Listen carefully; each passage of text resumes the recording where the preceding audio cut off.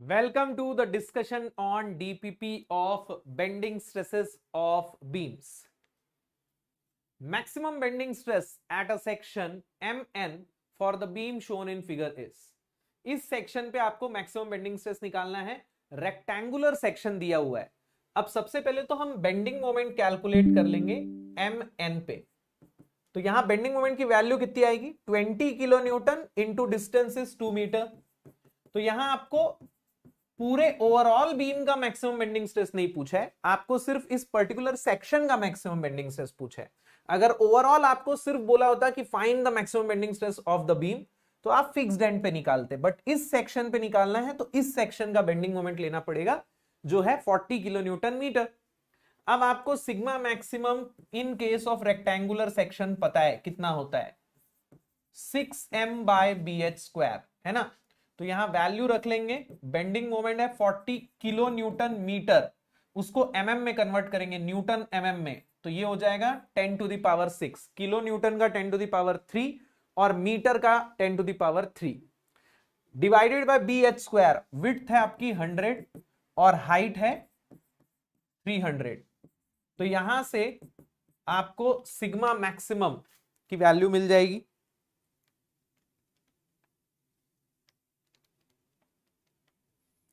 तो ये है 26.67 mega pascal. 26.67 mega pascal. A beam of cross section shown in figure is subjected to maximum bending moment of 60 kilonewton meter. Maximum bending stresses. Triangular section आपको दिया हुआ है, आपको maximum bending stress निकालना है।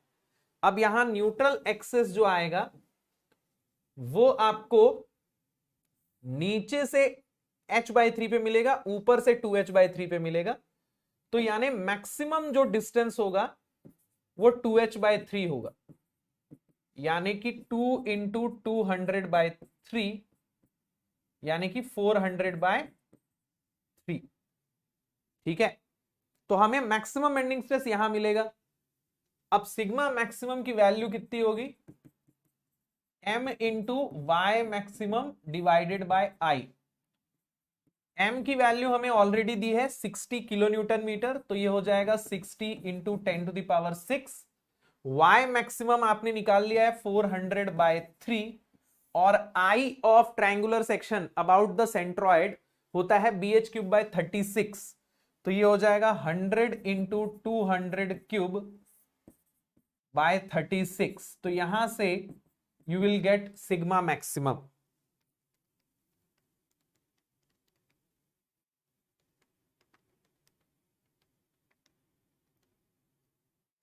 So it is 360 megapascal. 360 megapascal.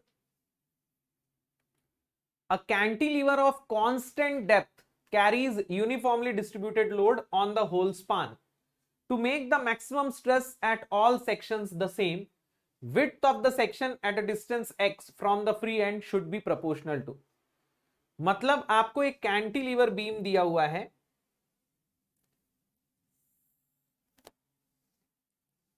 कुछ इस प्रकार का, जिसपे यूडीएल लग रहा है।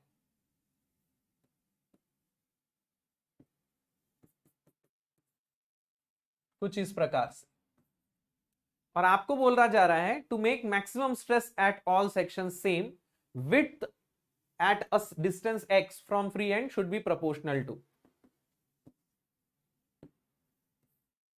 तो मैं यहां किसी भी x डिस्टेंस पे अगर देखूं तो मुझे ये निकालना है कि डेप्थ कांस्टेंट है, विड्थ कैसे वैरी करनी चाहिए।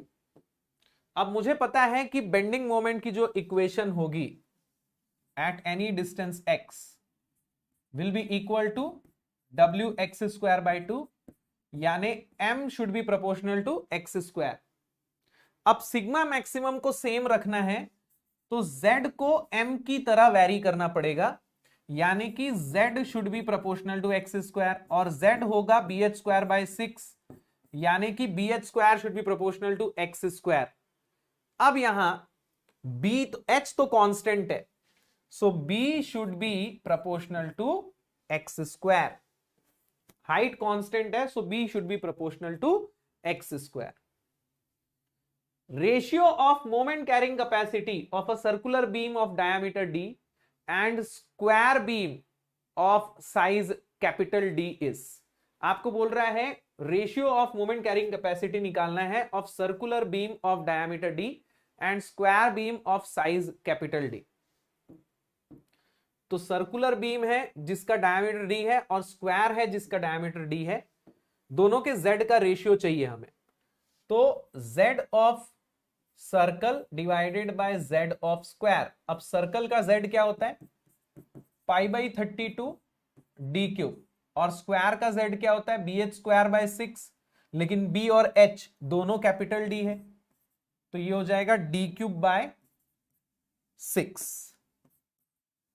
तो यहां 6 ऊपर जाएगा, 32 नीचे आ जाएगा, पाई पाई तो d क्यूब तो कैंसिल हो जाएगा. तो z of circle by z of rectangle will be 6 π/32, यानी कि 3 π/16. 3 π/16. Beam with rectangular section 150 into 50 designed to be placed vertically is placed horizontally by mistake. यानी कि ऐसा रखना था, ऐसा रख दिया गलती से. ठीक है. If the maximum stress is to be limited, reduction in load carrying capacity would be. यानी लोड कैरिंग कैपेसिटी कितनी रिड्यूस हुई. मान लो ये केस 1 है और मान लो ये केस 2 है. तो केस 2 में कितना लोड कम हो गया केस 1 की अपेक्षा. अब ये लोड कैरिंग कैपेसिटी जो है ये Z पे डिपेंड करती है. जितना Z ज्यादा होगा लोड कैरिंग कैपेसिटी उतनी ज्यादा होगी. तो load carrying capacity is nothing but Z आप बोल सकते हो. अब मुझे निकालना है कि Z कितना कम हो गया. तो Z2 माइनस Z1 कैलकुलेट करना पड़ेगा, है ना. तो Z2 कैलकुलेट कर लेते हैं, Z1 कैलकुलेट कर लेते हैं. तो Z1 कितना हो जाएगा? bh स्क्वायर बाय 6, यानी कि B है 150, यहां पे B होगा, ये होगा 50, ये होगा 150. तो 50 इंटू 150 स्क्वायर बाय 6, और Z2 कितना हो जाएगा? 150 इंटू 50 स्क्वायर बाय 6, है ना. अब मैं क्या करूंगा, मैं दोनों का रेशियो निकाल लूंगा. तो Z2 बाय Z1 कितना हो जाएगा? ये 150 इंटू 50 स्क्वायर बाय 6 कट हो जाएगा, और ये हो जाएगा 50 इंटू 150 स्क्वायर. तो 150 और ये एक कट गया, ये 50 और ये एक कट गया. तो 50 बाय 150 यानी कि 1/3. सो Z2 इज Z1 बाय 3. तो अगर मैं ये देखूं कि रिडक्शन कितना हुआ, Z2 जो है वो Z1 का 1/3 है, तो रिडक्शन 2/3 हो गया कि नहीं. कई बच्चे 1/3 आंसर करेंगे और बोलेंगे कि ये सही है. बेटा आपको यहां क्या मिल रहा है कि Z2 Z1 का 1/3 हो गया है, बट यहां रिडक्शन पूछा जा रहा है कि कितना रिड्यूस हुआ है. तो अगर ये वैल्यू इसकी 1/3 हो गई है तो रिडक्शन कितना हुआ? 2/3 का रिडक्शन हुआ है, 2/3 कम हो गई है.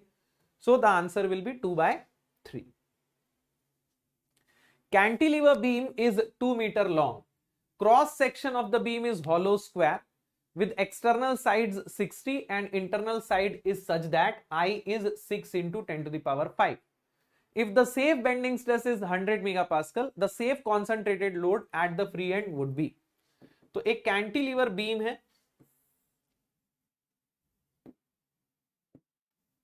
कुछ इस प्रकार का.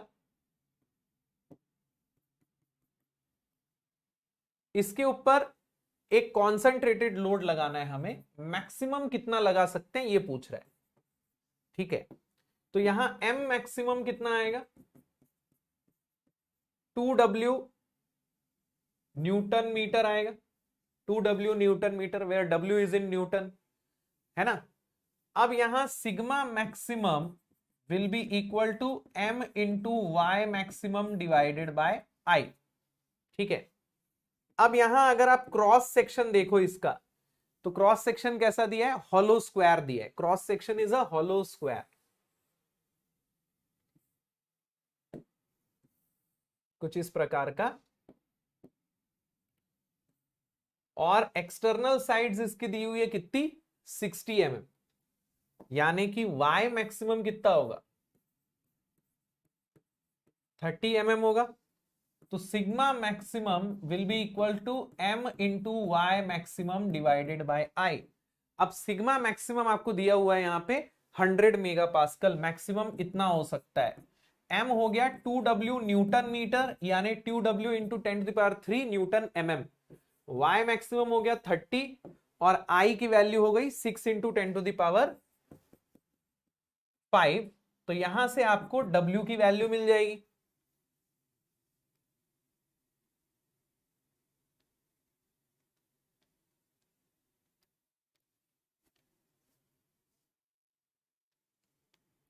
तो ये आ रहा है 1000 न्यूटन, या फिर आप बोल सकते हो 1 kilo Newton. So the answer is 1000 Newton. A mild steel flat plate of width 120 mm and thickness 10 mm is bent into an arc of a circle of radius 10 meter by applying pure moment m. If E is 2 into 10⁵, magnitude of pure moment m will be। तो यहां simple equation लगा देंगे, m by I equals to E by R। तो m will be EI by R। E की value दी है 2 into 10⁵। I की value हो जाएगी कितनी, विड्थ 120 है और थिकनेस 10 है, तो 120 इंटू 10³/12, और रेडियस ऑफ कर्वेचर कितना दिया हुआ है 10 मीटर, यानी 10 इंटू 10⁻³। तो यहां से m की वैल्यू आएगी न्यूटन mm में।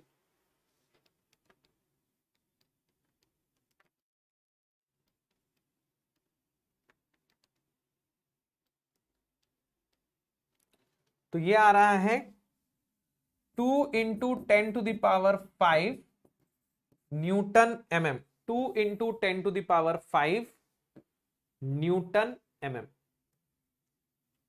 A beam of unsymmetrical I section made of structural steel has overall depth of 300 mm. If the flange stresses developed at top and bottom are 120 and 300, what is the depth of neutral axis? तो top पे stress की value है 120 और bottom पे है 300। Top पे 120 है और बॉटम पे कुछ 300 है, और टॉप से बॉटम तक स्ट्रेस कुछ इस तरीके से वैरी करेगा। This is 120, this is 300। मान लेते हैं आपको निकालना कहां से है, न्यूट्रल एक्सिस का डेप्थ टॉप से निकालना है। तो मान लेते हैं ये डिस्टेंस y है, तो ये डिस्टेंस कितना हो जाएगा, ओवरऑल डेप्थ इज 300, तो ये हो जाएगा 300 माइनस y। तो यहां सिमिलर ट्रायंगल लगा देते हैं इन दोनों के बीच में, तो ये हो जाएगा y by 120 equals to 300 minus y by 300। तो ये हो जाएगा 300y equals to 300 into 120 minus 120y। तो y की वैल्यू आ जाएगी 300 इंटू 120 डिवाइडेड बाय 420, यानी 85.71 mm। 85.71 mm। A flat steel bar 25 mm wide and 6 mm thick and 1 meter long is bent by couples applied at the end so that midpoint deflection is 20 mm. E is 200 gigapascal, maximum bending stress is। तो एक steel का बार है, length उसकी 1 metre है। मान लीजिए ये अपना स्टील का बार है जिसकी लेंथ 1 मीटर है, पहले ऐसा था, फिर इसको हमने ऐसा बेंड किया कि सेंटर जो है वो कितना ऊपर चला गया, ऊपर या नीचे 20 mm। ऊपर ले लो या नीचे ले लो, बात एक ही है, 20 mm। ऐसा कुछ बेंड कर दिया हमने, तो इसका जो सेंटर था वो कुछ 20 mm इस तरीके से चला गया। अब हमें ये बताना है कि मैक्सिमम बेंडिंग स्ट्रेस कितना होगा। अब देखो हमें ये पता है कि ये एक सर्कुलर आर्क के फॉर्म में बेंड हो रहा है, राइट। कुछ इस तरीके का सर्कुलर आर्क है मान लो, इसका सेंटर मान लो यहां पर है, ओके। तो सेंटर से यहां तक का डिस्टेंस कितना होगा? सेंटर से यहां तक का डिस्टेंस रेडियस के बराबर होगा आर, राइट। और ये जो डिस्टेंस है ये कितना होगा? ये हो जाएगा आर माइनस वाई 20।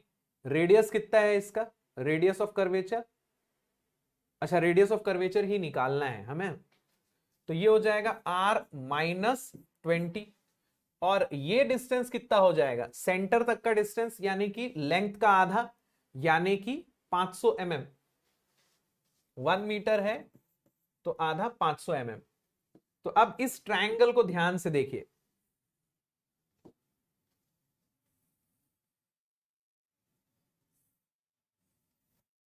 ठीक है। ये सेंटर है, सेंटर से यहां तक का डिस्टेंस रेडियस, सेंटर से यहां तक का डिस्टेंस भी रेडियस होगा, तो सेंटर से यहां तक का डिस्टेंस हो गया रेडियस माइनस 20, और ये हाफ लेंथ है बीम की यानी कि 500। तो इस ट्रायंगल में मैं पाइथागोरस थ्योरम लगा देता हूं, तो ये हो जाएगा R square equal to R minus 20 का होल स्क्वायर प्लस 500 का स्क्वायर। तो ये हो जाएगा R square equal to R square plus 20 square minus 40r plus 500 का स्क्वायर। अब यहां पे आर स्क्वायर, ये आर स्क्वायर तो कैंसल हो जाएगा, तो यहां से आएगा 40r equals to 20 square plus 500 का स्क्वायर। तो r की वैल्यू कितनी आ जाएगी?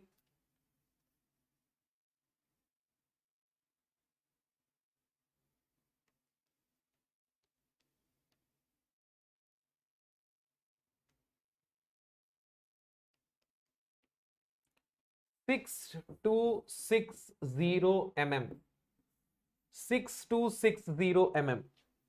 अब मुझे यहां निकालना है सिग्मा मैक्सिमम, तो sigma maximum will be equal to E into Y maximum by R. Sigma by Y equals to E by R, right. तो E की वैल्यू दी हुई है कितनी? 200 गीगा पास्कल। वाई मैक्सिमम कितना होगा? ये 20 mm बाय 6 mm है, इसका क्रॉस सेक्शन जो है वो 20 mm बाय 6 mm है। तो न्यूट्रल एक्सिस से ऊपर या नीचे का डिस्टेंस जो होगा वो 3 mm होगा, है ना। तो 200 into 10 to the power 3 into 3 divided by 6260। तो यहां से you are going to get sigma maximum. तो ये आ रहा है 95.84 मेगा पास्कल, 95.84 मेगा पास्कल।